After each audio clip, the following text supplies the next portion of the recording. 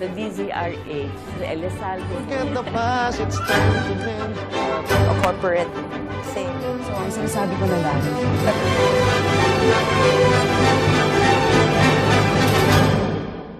isang mapayapang hapon Pilipinas. Narito ang inyong balerina ng bayan, si Lisa Macuja, na bumabati sa lahat ng nakikinig sa atin sa DZRH at sa lahat ng nanonood ng RH-TV. Lalong-lalo na sa ating mga kasamahang alagad ng sining at kultura sa buong bansa. Sa araw na ito, ika-30 ng Nobyembre, ipinagdiriwang natin ang 151st birth anniversary ng ating magiting na bayaning si Gat Andres Bonifacio. Kahit batang paslit, alam na si Bonifacio ang dakilang anak pawis na naging ama ng himagsikan laban sa mga Kastila. Kapag ginagawan siya ng rebulto, karaniwan yung may hawak siyang itak, nakataas ang kamao, at talagang palaban ang itsura. Pero alam ba ninyo na si Andres Bonifacio ay isa ring mahusay na manunulat na nag-iwan sa atin ng mga tula at sanaysay kung saan ipinahayag niya ang kanyang saloobin at pagmamahal sa inang bayan? Sa hapong ito, samahan ninyo kaming kilalanin si Andres Bonifacio bilang manunulat kasama si Dr. Oscar Campomanes ng Ateneo de Manila University. Isinilang sa Tondo, Manila noong November 30, 1861, si Andres Bonifacio ay isang bayaning Pilipino na lalong kilala bilang ama ng Rebolusyong Pilipino. Siya ang nagtatag at naging supremo ng kataas-taasan, kagalang-galangang katipunan ng mga anak ng bayan. Isang kilusang naglayong makamit ang kasarinlan ng Pilipinas mula sa Espanya.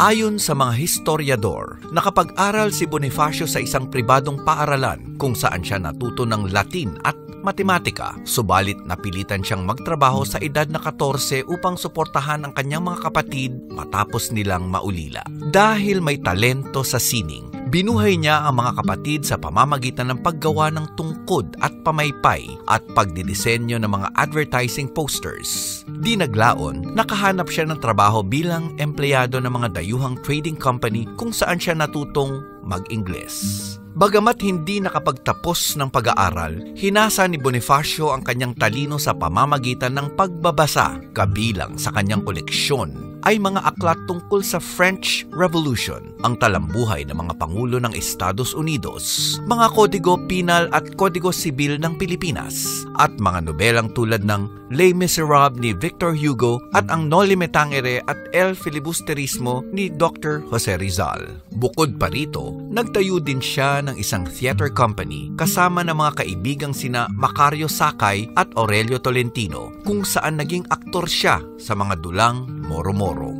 Sa katipunan, nagtulong sina Bonifacio, Emilio Jacinto at Pio Valenzuela na itatag ang pahayagang Kalayaan, bagamat minsan lang itong lumabas. Sa isyong ito, nagsulat si Bonifacio ng ilang piyesa kasama na ang tulang Pag-ibig sa Tinubuang Lupa sa ilalim ng pseudonym na Agapito Bagumbayan. Bukod pa rito, nag-iwan din siya ng mga sanaysay at prosa na nagpaalab ng damdaming makabayan ng mga Pilipino, dahilan kung bakit mabilis na dumami ang bilang ng mga katipunero. Sa hapong ito, sama-sama nating kilalanin ang dakilang bayaning si Andres Bonifacio bilang isang makata at manunulat. Pag-ibig ba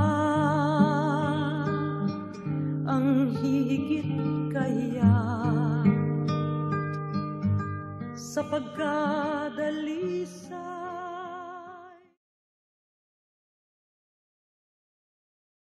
Kasama po natin para tulungan tayong kilalanin ang literary side ni Andres Bonifacio, si Dr. Oscar Campomanes ng Ateneo de Manila University. Welcome to Art, Dr. Campomanes. Or may I call you Oscar? Oh, Oscar would be great. Okay. Maraming salamat sa paanyaya na makipagtalastasan sa iyo tungkol kay Bonifacio. Bonifacio bilang manunulat o alagad ng sining. kayo po ay nasa English department. Ang yan. Tagalog ninyo ay na-insecure tuloy ako. Ang galing ng Tagalog ninyo. Maraming salamat.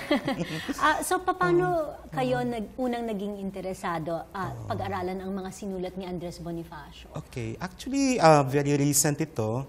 At saka I have to make a disclaimer, hindi talaga ako expert on Bonifacio. Liban sa dalawang conference papers na sinulat ko recently, no, dahil sa yung pagpaparangal sa kanya, no, sa kanyang anibersaryo at araw ng kapanganakan, no. Ang talagang historical period na interesado ako ay yung panahon pagkayari ng kanyang kamatayan, no, pagdating ng mga Amerikano.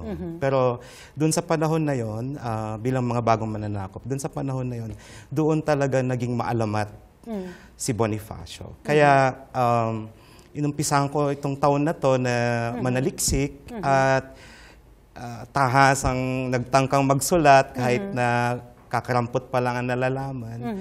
Pero doon sa proseso ng pananaliksik, marami akong nadiscover tungkol sa kanya na nagsasabi sa akin na siguro sa di kalaunan kailangang manaliksik ako ng mas todo pa tungkol sa kanya. So, doon sa yung unang komperensya, yung sa Umpil, yung ay sponsored by yung Union ng Manunulat ng Pilipinas, ang naging paksa ko doon ay yung usapin ng pag-akda or authorship ni Bonifacio sa mga tula at yung manifesto na palaging ina-attribute sa kanya, no, yung dapat mabatid ng mga Tagalog.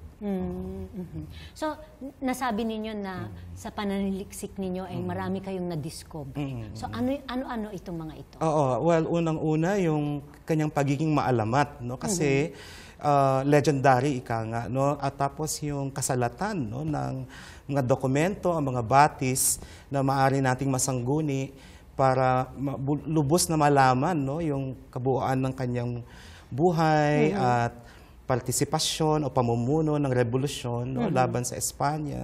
At saka yung mismong literary side na sinabi mo kanina, Lisa, no, na alam ko na yung at least dalawang tula, no, ay sinasabing kanyang iniakda, no. Ito yung Katapusang Hibik, no, ng Pilipinas, or Ultimate Cry or Final Lament, sometimes it's translated as in English. At saka yung classic, no, na Pag-ibig sa Tinubuang Lupa, na isang tulang ginawa ng awit, no, at naging anthem yan nung as recently, and even to the present, no, as recently as the anti-martial law resistance, no, of the 1970s, at maging sa bukod sa bayan ko, naging anthem ng EDSA. No? Oo. So, tapos yung sinasabi kong pagiging maalamat niya, may mga nag-uumpugan, nagsasalungatang mga kaalaman tungkol sa kanyang pagiging manunulat. Halimbawa, inumpisahan ng kontrobersiyang ito ng isang historiador na Amerikano, no, ang pangalan ay Glenn Anthony May, na nagsulat ng isang aklat titled The Invention of a Hero, which sought to demythify, no, in fact, even to impugn, no, the historical personality of Andres Bonifacio, no, and created quite a stir. But it did open up, this kind of worms, if you like, no, about his authorship of all the writings attributed to him. Lalo na yung mga lumabas, no, sa kaisa-isang numero, no, ng opisyal na pahayagan ng KK, yung Kalayaan, no, of which we have no extant copy, by the way. No? All we have are detailed descriptions ng nilalaman, at saka yung impact nung Kalayaan nung ito inilimbag nung Marso 1896, nung ilang buwan bago yung pagsiklab ng himagsikan. No? Ang alam natin, mula halimbawa sa bibliophilic work or bibliographic work ng Wenceslao Retana, isang bantog na Spanish scholar, at saka yung ginawang pananaliksik ng mga nakababatang historiador. Yung lumabas doon na sinulat ni Andres Bonifacio, isang manifesto, ang dapat mabatid ng mga Tagalog ang pamagat, no? What the Tagalog should know. At saka may mga dalawa pa sigurong piyesa doon Hindi sigurado kung siya ba o si Emilio Jacinto ang nagsulat. Ang alam natin ay matindi ang impact no, ng kakarampot na panulat niya na ito. Ano? Kasi sinasabi na mula from a membership no, of only 300 before 1896 by the Cry of Balintawak, something like 30,000 partisans, right, if you like, or followers, responded, no, upon reading Kalayaan, no, responded to the agitation and the patriotic appeal, no, that Bonifacio issued no, in sa dapat mabatid ng mga Tagalog.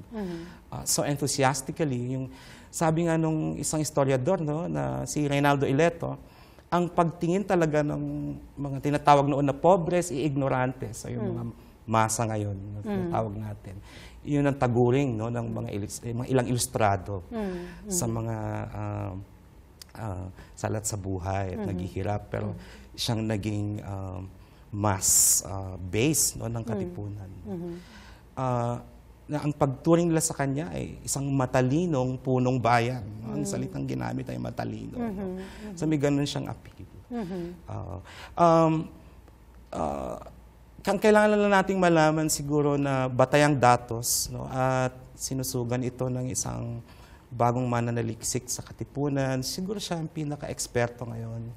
Si Jim Richardson, no, is a British historian of the Philippines. May bago siyang labas na aklat ng Ateneo de Manila University Press, makapal. No? Pero it's the first philological study we have, no, seeking to establish the facticity and textuality of all these writings otherwise attributed to Andres Bonifacio or questioned, right, by people dubious or skeptical about his writing talent or abilities. So, and ang malinaw, ang batayang datos na to ay yung kultura kasi at saka istruktura ng katipunan bilang kilusang lihim ay nakasalalay yan dun sa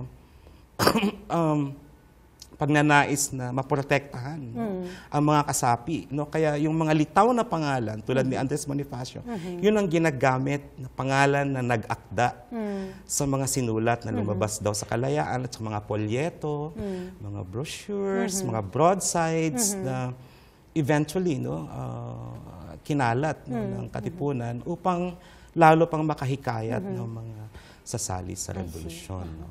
Pero there's really parang this a totally different picture ni Andres Bonifacio that is being painted. Yeah. Because, well, ako nung social studies ko nung high school at grade school, ang talagang alam mo ay si Andres Bonifacio ang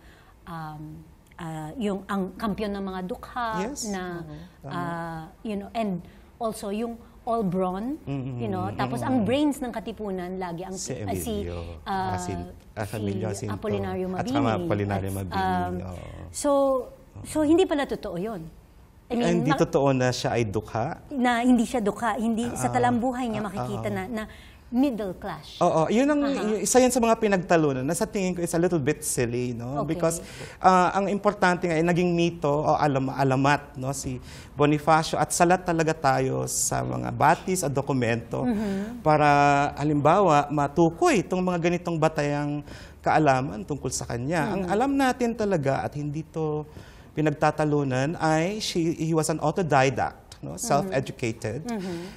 He was an omnivorous reader of literature, history, and philosophy. He had his own book collection. So he had some education which allowed him to work as a clerk in one of Manila's trading houses. That much we know. So sasabihin natin siguro na bahagya lang siya nakakaangat no, sa mga pobres ignorantes na kanyang pinamunuan, no? Kanyang hinimok, di ba? Na sumali sa himagsikan. Actually, may pagkakahalintulad no, si Bonifacio pagdating dyan sa ganong profile kay Apolinario Mabini. No? Although ang difference that Apolinario Mabini actually was able to finish his licentiate in law and passed what would be the equivalent of the colonial bar. Yeah. By the time he himself came to prominence as a leader of the revolution. So for me, what is more interesting is that there was this kind of parang mythification of Bonifacio that worked, and that worked effectively for the revolution, to at least until he was succeeded or replaced violently by General Aguinaldo. Isa yun ang mas interesante sa akin. Na may isang pahayagan, yung El Renacimiento, naglabas sila ng isang artikulo sa 1906 issue nila. Isa itong makabayang pahayagan na naging prominente sa unang dekada ng pananakop Amerikano. Ang titulo ng artikulo ay Alaala ng ating mga ninuno. At may sinabi doon yung nagsulat na ang kakatwa at kakaiba kay Bonifacio ay yung pangalang Bonifacio ay naging pangalang dakila. Ayun yung eksaktong termino na ginamit. Ang pangalang dakila, pangalang naging sagisag ng kauhawan ng bayan sa matuwid at kalayaan. So may ganun sa popular memory, may ganun siyang dating, at saka may ganun siyang hataw or hatak, na hanggang ngayon ay nagpapatuloy. Hanggang ngayon talaga. So yun pa yung mas sa akin, kasi nga mahirap magsabi ng depinido tungkol sa alin bang aspeto ng buhay niya ang totoo o hindi. Dahil lang sa nababalot nga siya ng ganitong alamat. Okay. So marami pa po tayong pag-uusapan tungkol kay Andres Bonifacio bilang manunulat dito pa rin sa Art to Art. Magbabalik po kami pagkatapos ng ilang paalala. Programang hatid ay sining at kulturang para sa lahat. Magbabalik ang Art to Art. Schedule ng mga inaabangang konsyerto. Update sa mga magagandang panoorin sa mga tanghalan at teatro. Narito na ang Art to Art Calendar.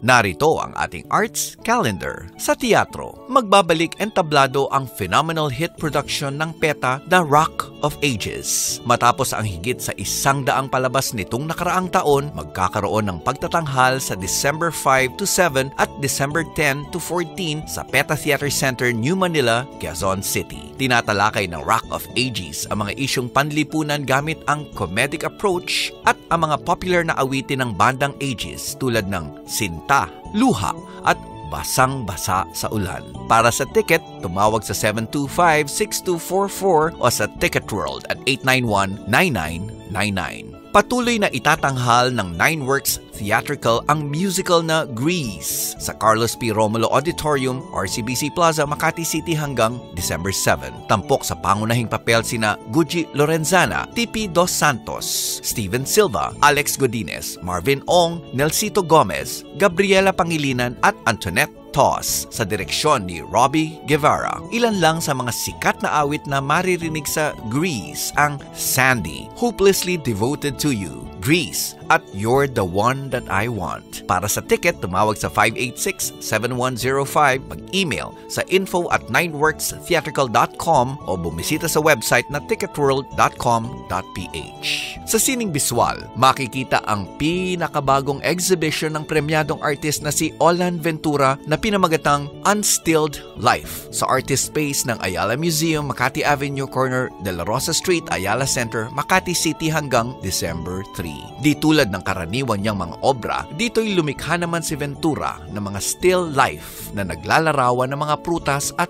gulay. Para sa karagdagang detalye, tumawag sa 411-0336 o mag-email sa info@westgallery.org.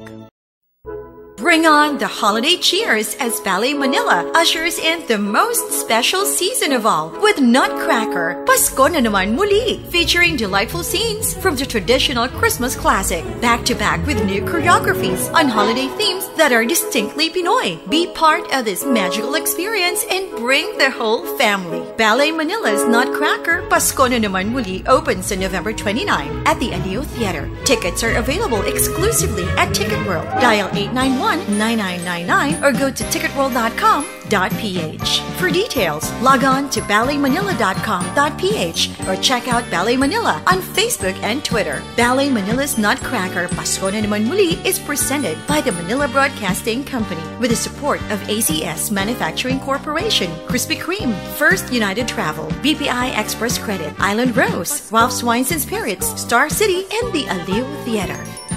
Usapang sining at kultura para sa lahat. Kasama ang balerina ng bayan, si Lisa Makuha. Art to Art. Kasama pa rin natin para pag-usapan ang kontribusyon ni Gat Andres Bonifacio sa larangan ng panitikan, si Dr. Oscar Campomanes.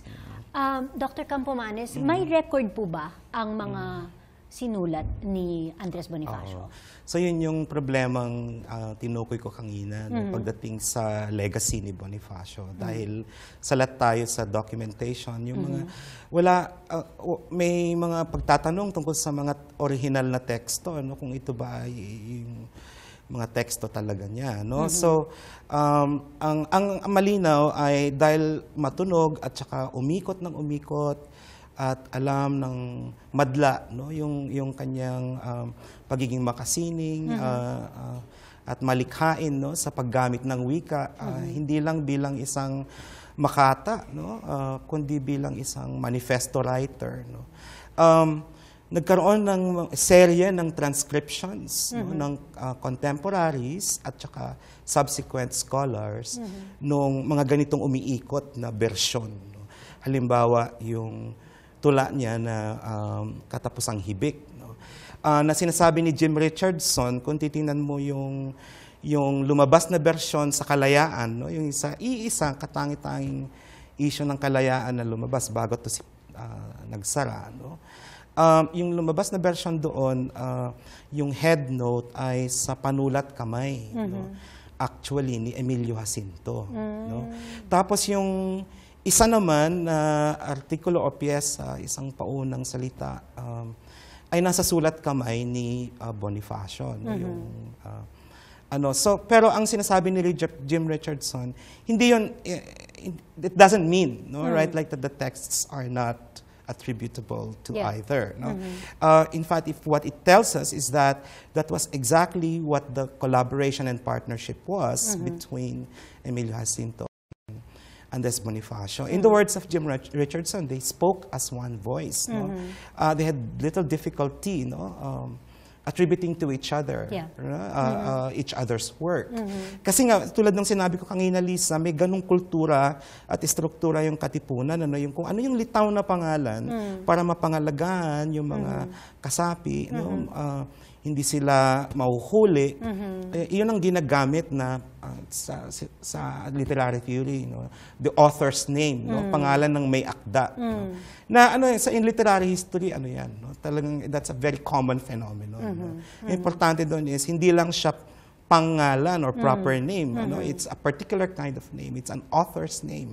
And that's, for me, is the the beauty of Bonifacio as a literary personality, because his name became symbolic, yung tinawag ng El Renacimiento na sagisag. Parang baka naging tagapagsalita, no, ng madla. Ganon. Yun yung problema natin diyan. No? Kaya nga mahalaga, hindi ko pa kasi nababasa yung libro ni Jim Richardson kasi napakakapal, no? In time for this interview or conversation. Pero mukhang masusi yung kanyang ginawang pag-aaral na which we call in literary studies philological, no? Meaning the historical study of texts, no, seeking to parang establish their facticity and also their textuality. So we're still in the process, in other words, of validating, right, or verifying using a variety of sources yung mga dokumento or documentation na at least nandyan. No? Kahit na halimbawa sabihin ng mga historiador in a contemptuous or leery way na secondary yan, hindi primary. No? Basta for me, that's what's historically and historiographically fascinating about Bonifacio. No, that he is that kind of Bonifacio is the name of an author, as Michel Foucault, a French philosopher, would put it. Not just any other name. Yes. Siya yung pag ginamit mong Bonifacio, pag binigkas mo yung salitang o pangalan Bonifacio, ang tinutukoy niya na isang kabuuang diskurso, hindi lang mga obra. No? Diba, pag sinabi mong Freud, no? Hindi lang yung kanyang mga works, no? Buong diskurso yung tinutukoy mo dyan. No? Yung tinatawag na initiator of discourse. No? Kahit na limbawa, kakaunting sinulat, pero may ganong bisa, no? Na popular at yun nga, nananatili sa alaala ng bayan. No? Yun ang ano, yun ang mas mahalaga para sa akin. Mas mahalaga. Hindi ko na hindi ko na pinasasakit ang ulo ko kung ito bang tula ay sa kanya o hindi. Ang mahalaga, kasama na yun ang kasaysayan ng tula na ito ay na-attribute sa kanya. Yes. And became powerful precisely for being so. I don't know if that responds to your question, Lisa, but No, yun yung it problema does. natin. Pero, so, going back to yung Bonifacio as a writer, bilang alagad ng panitikan. So, ano yung kanyang masasabing estilo bilang manunulat? Oo. Maganda ang matalik na pagbasa na ginawa ni Reynaldo Ileto sa Passion and Revolution, sa tinatawag niya na form and language of Bonifacio's writings. Hindi lang yung nilalaman. No? Sa Passion and Revolution, no? Na alam mo ay isang kilalang pag-aaral sa political history at cultural history ng bansa natin. No? Kilala sa buong mundo. Tiningnan ni Reynaldo Ileto at ako'y, I am in full agreement with him. Tiningnan niya yung pagkakawing o yung ugnayan ng anyo at lengguwahe ni Bonifacio, halimbawa sa kanyang manifesto, ang dapat mabatid ng mga Tagalog, sa diskurso ng pasyon. No? In other words, rhetorically, and that's probably what accounts for Bonifacio's efficacy as a writer or as a symbolic voice, or image in Philippine literary historically. Yung sinulat niya na yon, mukhang walang pagtatalo na siya ang sumulat. Ang dapat mabatid ng mga Tagalog ay gumagamit siya ng mga susing salita mula sa popular na pangunawa na naging batayan ng paghihimagsik at pagkakahimok ng mga tao na sumali sa himagsikan.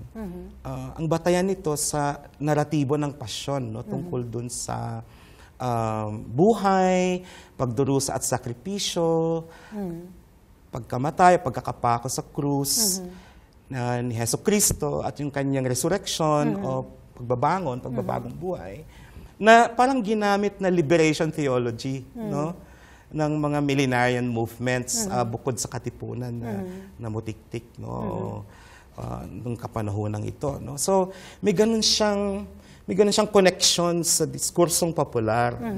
Yung sanaysay na yon ay very interesting kasi parang kahalintulad to ng mga annotations ni Jose Rizal sa libro ni Morga. Naglalayon siya doon, si Bonifacio, na pagbigyan ng pagbabalik tanaw yung buhay ng ating mga ninuno bago dumating ang mga kolonisador. Na kanyang parang inimahen na buhay, kolektibong buhay na makakakitaan ng kaginhawaan at kasaganaan. Parang golden age. And yung ganong emplatment in nationalist narratives is fairly common for all revolutions all over the world. So, but what's fascinating is yung paggamit ng salitang ginhawa at kaginhawaan at laya or kalayaan. Kasi yung salitang kalayaan, halimbawa, ay may ganong may ganong resonance pagdating sa passion narrative. And tapos malinaw na yung salitang laya ay may iba't ibang pakahulugan sa ating wika. Laya, yung freedom or emancipation, at laya or layaw, the satisfaction of one's needs. Mga susing salita na halaw mula sa passion narrative na parang tinimbrehan ni Bonifacio at ginamit niya, among others, sa sanaysay na yun. So, and that might account for the power, no matter how scarce the writing is in real terms. That's just an example. No? Okay. Pwede natin yung tingnan yung kanyang paggamit ng tinatawag namin sa literary studies na tropes, no? O yung mga figures of speech, talinghaga. Matalinghaga siyang tao no? Sa kanyang paggamit ng wika. Alam mo talaga to na hindi siya, bagaman hindi siya titulado, edukado itong taong ito. No? Marami naman kasing titulado na hindi edukado, di ba? Oo, pero pagdating kay Bonifacio talagang nandun yung sensibilidad. No? At yun nga, yung malalim ang pagkakaugnay sa diskurso o wika ng madla, ng masa. At yun yung kahit na hindi pa natin natutukoy, yung iba pa niyang hindi pa natin siguro napapalutang, yung mga iba pa niyang sinulat. Ewan ko, imposible na siguro. Sa anumang handful na meron tayo, no dispute at all about the power of, the mythic power of the writing. And for any literary tradition, writers who are mythical and who produce texts that are equally not just mythical but mythological. They become mythological. That's writing that's powerful and that's writing that endures. Endures. Talagang forever. Forever. Pero talagang marami akong nalaman tungkol kay Andres Bonifacio ngayon. So, last question. Kung kayo ang tatanungin, alin sa mga sinulat ni Bonifacio ang kailangan basahin ng bawat Pilipino?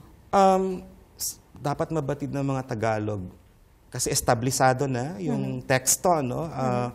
Tapos yung dalawang to lang yun, Pag-ibig sa Tinubuang Lupa at saka yung Katapusang Hibik, no? Okay.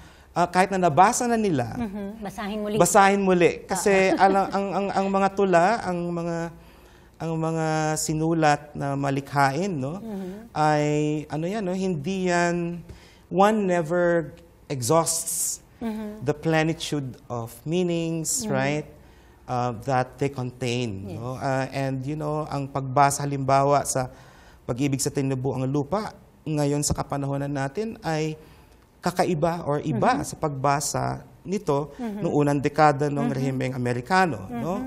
Kasi yung pagbasa natin ay naayon sa yung kahalagahan o yung relevance o yung pertinence ng tekstong ito sa ating kasalukuyang kondisyon at kasalukuyang kahalintulad na pagnanais na mapalaya, no?